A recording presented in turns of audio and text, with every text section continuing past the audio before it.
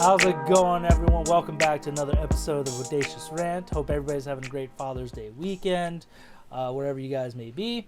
And it's a pretty exciting weekend as well, because a movie that both Bern and I have been waiting for a long time is Andy Muschietti's The Flash.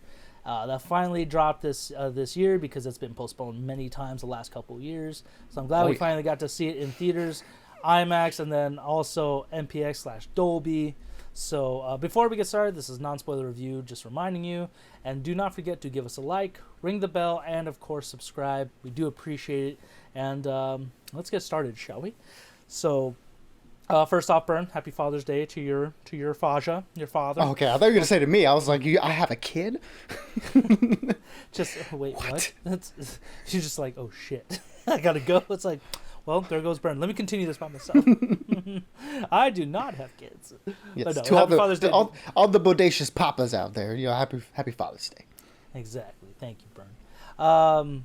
So this movie takes place a few years after Zack Snyder's Justice League and all those other, basically that whole canon of the Justice League movie, and Barry is living his life as the Flash with a new and improved suit.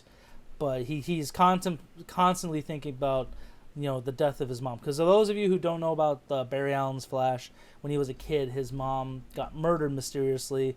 I think it depends on the iteration of who killed him. Killed his mom. Yeah, it always varies.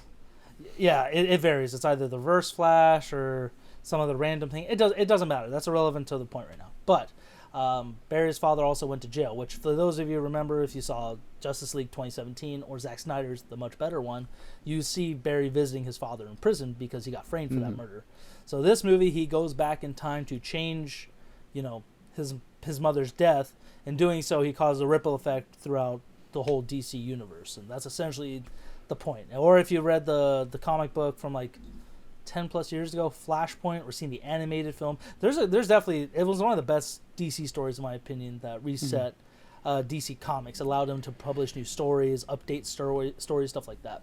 I think they even touched upon it as well in the Flash TV show, right? The CW show. I know they've done a few little like Flashpoint style stories. They've done a lot, yeah. They've done a lot. I don't think about the CW show as much, just because as much as I liked it the first couple seasons, after Arrow, after a few, I was like, okay, this is just the same thing over and over. I'm done with this. Yeah. Let's move on. So this stars Ezra Miller, who reprises their role as Barry Allen from the Snyder era of Warner Brothers. We also see Ben Affleck return as Batman, along with Michael Keaton returning as Batman, which actually my second.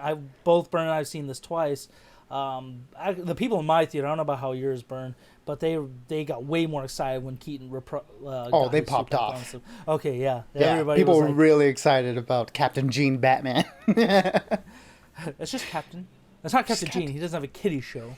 It sounds creepy, Captain Gene.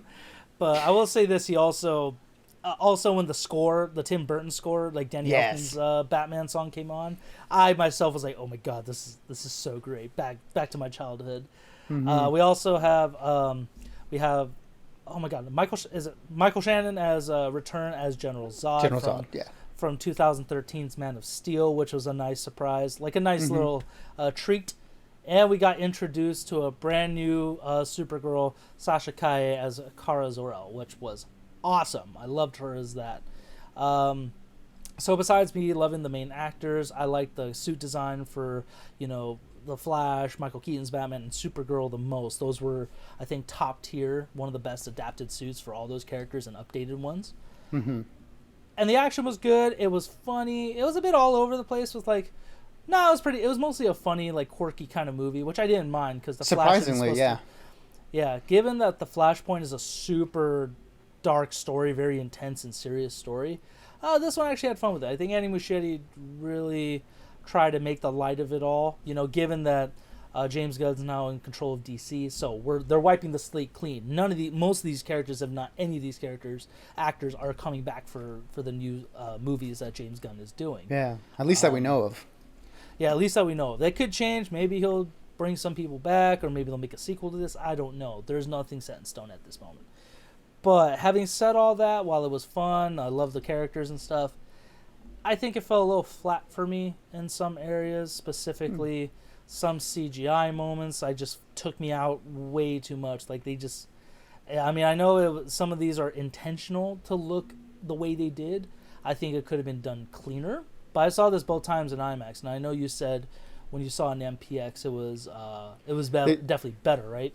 Yeah, I think just because of the format of IMAX, being so big, it accentuates a lot of those CGI issues. And if your CGI is great, that's gonna look great on IMAX. If it doesn't look that good, it's gonna show a lot more in the IMAX format. And I do agree with you. There are certainly moments here where the CGI, albeit a decision made by the creators involved here, a lot of the times it pulled me out of the movie as well. So I mirror your complaint. I see a lot of people saying it online as well. So it didn't work for a lot of people, and some people it did. So it's definitely, I think, one of those preference things, or one of those things where if you notice it, it might bug you, and for some people they might not even notice it. Who knows?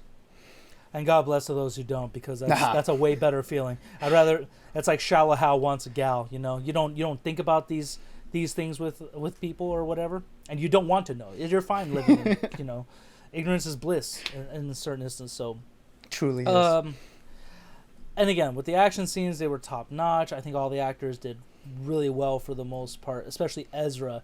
They were quite the surprise in portraying two different Barry Allens, like a younger one and then the current one. So I think they had a lot of fun with that. Michael Keaton he's still got it, dude. He looks amazing even for his age. Yeah, he basically is just, you put him this compared to the old Tim Burton movies, he still looks pretty much the same. It's kind of phenomenal how he does. And I wish Sasha Kaya was in it a little bit more, to be honest. But with the Flashpoint story, Superman wasn't really in it as much either. They were just kind of a glimpse into this story. Right. But she was great. Like I said, I think she was a great embodiment of Kara Zor-El. And hopefully we could bring her back for the newer movies, but I kind of doubt it with everything going on. Before I give my ranting burn, what else did you think about this movie? What were your general thoughts on this? Well, I mean, like you coming into this movie, I was expecting a certain thing, with the whole Flashpoint storyline being this Flashpoint comic and the Flashpoint animated movie that had come out, years before this. Coming in, I was thinking this was going to be a very serious movie, and even the trailers, before this movie showed it to be this very the stakes are big, and this is going to be a super serious almost end of the world type movie. And although there were elements of that, I was surprised by the tone of this movie being as fun and almost as goofy and light on his feet as it was, which I guess really makes sense, especially considering who the Flash is as a character, and especially Ezra Miller and their portrayal of the Flash that we've seen from the Justice League movies that we've gotten. And after that readjustment in the very beginning, I will say the very beginning kind of sets you up for what the type of movie this is going to be. After resetting that and seeing it the second time definitely helped too. I was able to enjoy this movie a lot more. This movie doesn't take itself seriously at all. It's very campy and it's fun, and it has a lot of fun with the multiverse concept too.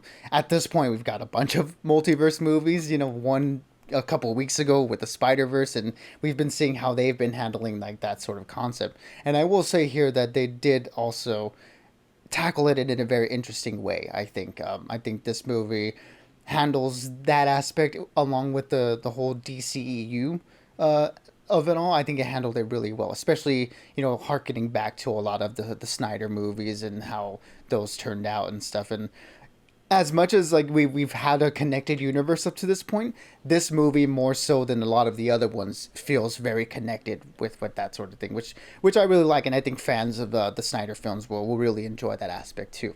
But if we're talking about it, Ezra Miller, I really like both the performances that they gave. One of the characters might be a little bit grating for some people, but I think it was intentionally so. Michael Keaton, as you mentioned, the dude's just great, and then the way they use him in this movie is everything. I'm sure fans from the old movies, they're all older now too, and I'm sure this is what they wanted to see back in '89 and '92. Was that when the Returns came out? '92. 92, yes. Yeah, so I'm sure everything that happens here is the stuff that they wanted to see there too. So that was awesome, and I really loved to see what they did with him.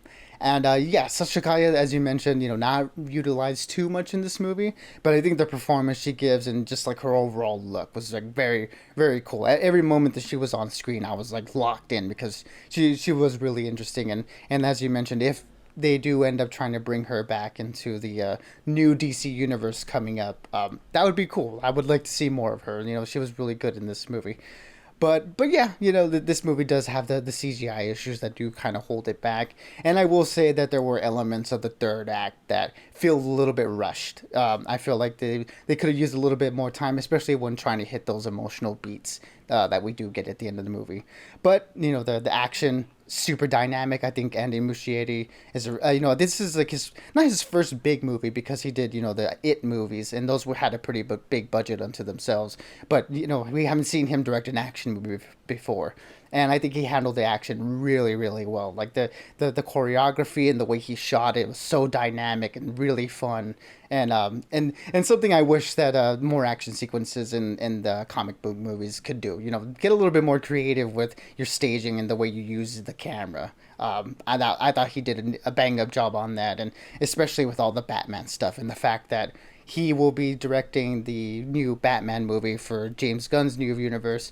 I think that's a good pick, because everything that he did with Batman here was awesome. So overall, I had a really good time with this movie. I will say, it's not the best thing since sliced bread, as we've been hearing, in the lead up to this movie's release. But it was a really fun comic book movie overall, I'll say. Well, that being said, Bern, what would be your ranting? As far as my ranting goes, I will give this one. Right now, I'll give this one a 3 out of 5. I'll see how it feels in in multiple viewings. But right now, I feel comfortable with a 3. I think what it wanted to do well, it did well. But there are certain aspects of it that just hold this movie back from being great. Yeah, that's fine. Mine's also going to be 3 out of 5, just because this is just my opinion only. I know DC's very divided, the fandom. It's super toxic, unfortunately, but I do love the Zack Snyder era of DC. I love the more dark and serious tones with all these characters that he was going with, especially after seeing his completed movie 2 years ago, given it was 4 hours. I think that's one of the best superhero movies of all time. This is just one of those movies that it definitely, I'm like, you know what? I'm okay with James Gunn I'm more so okay with him taking over and just doing a whole new slate of movies. This is definitely a sign that Warner Brothers screwed the pooch too many times in the last 10 years with the DC stuff. So it's time for just, new leadership like James Gunn to take over and do it. And I'm looking forward to new stories and stuff. I'm glad Ezra ended his tenure with The Flash potentially on a good note, just because, again, the sequel's not confirmed. They definitely did a good job with it. But, yeah, it was just okay. It definitely could have improved on, CGI, maybe certain aspects of the story. But overall, it was definitely a great adaptation of Flashpoint, and I still liked it. I'm glad it wasn't bad, though. That's the only thing I was worried about this, because I after Shazam, Fury of the Gods, Black Adam, Wonder Woman 1988 or whatever it was, I'm done with. They got to stop. It's just gotta be done with it. But yeah, I will say that so far, the comic book offerings that we've gotten this year, are a little bit better than the ones we've gotten, especially, this movie, Spider-Verse, and Guardians of the Galaxy. And, like, it feels like comic book movies are in a better place now than they were, like, a year ago.